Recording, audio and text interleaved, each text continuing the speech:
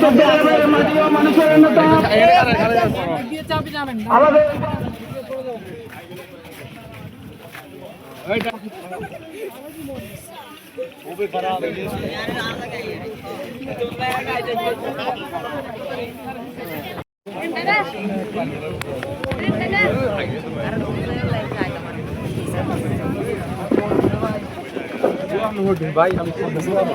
দেখেন এই ডান পাশ কিন্তু খালি ভাই, গর্ত। যুব দলের রানিং সাংগঠনিক সম্পাদক এই দেখেন, মানে মনোরা বেগম, মিলন মিয়া এবং শেখ কামালের তিনটি অসহায় নিরীহ পরিবার এখানে মানে বাড়ি নির্মাণ করছিল। তারা একেবারে মানে আমাদের গ্রামে যদি 2-3টি নিরীহ পরিবার যদি ধরা হয়, এরা অন্যতম একটি পরিবার।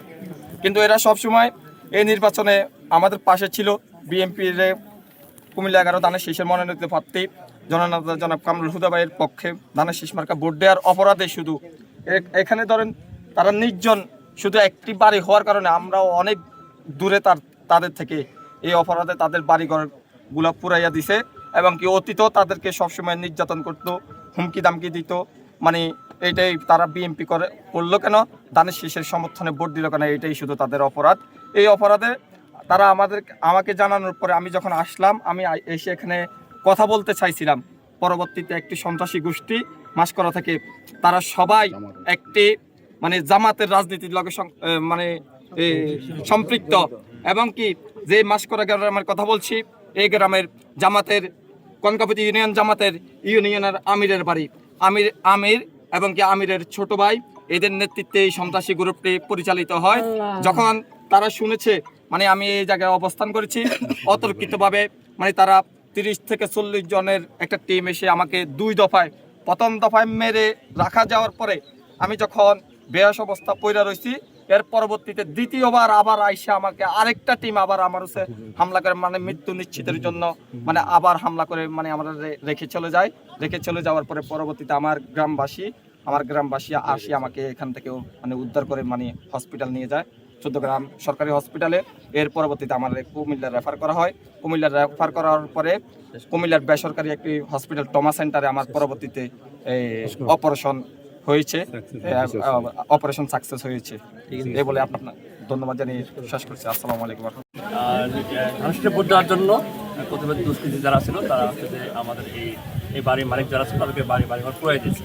তো এই ঘটনাটা মূলত আমরা দেখি নাই, মূলত দেখেছি মাননীয় প্রধানমন্ত্রী তারেক রহমান। উনি এত ব্যস্ততার মাঝেও যে এই অসহায় মানুষের জন্য যে খোঁজখবর রাখছেন তার একটা উজ্জ্বল উদাহরণ এটা। এখন উনি দেখার পরে এই ঘটনাটা আমাদের অতিরিক্ত প্রেস সচিব আপনার রুমন ভাইকে বলে এবং তার প্রেক্ষিতে আমরা কামরুল ভাইকে কন্ট্যাক্ট করি এবং কন্ট্যাক্ট করে আজকে এই ঘটনা এখানে আসলাম। আপনারা জানেন যে মানে ধানের শীষে ভোট দেওয়ার জন্য একজন মানুষের একটা পরিবারের এতগুলো বাড়িতে পুড়িয়ে দেয়, এর চেয়ে নৃশংসতা আর হয় না। ঠিক আছে, তো আমরা অবশ্যই এর বিচার, এবং যেহেতু প্রধানমন্ত্রীর দৃষ্টিগোচর হয়েছে আমরা অবশ্যই এর ঘটনা মূলে কী আছে সব আমরা বের করবো এবং অবশ্যই আমরা বিচার দাবি করবো ইনশাআল্লাহ। আপনারা সবাই দেখবেন, পাশে থাকবেন যেন বাড়িটা সুন্দর শেষ হয় এবং এই পরিবেশ যেন মানে ভালো থাকে এবং কেমন আছে উনিও দেখবে। সবাইকে এই বলে আমি ধন্যবাদ। বিষয়ে তিনটা আবেদন পেয়েছি, 3টা পরিবার আক্রান্ত হয়েছে। আমরা চেষ্টা করবো যে জেলা পরিষদের পক্ষ থেকে যতটুকু আর্থিক সহায়তা দেওয়া সম্ভব হয় আমাদের এই অর্থ বছরে সেটার চেষ্টা করবো।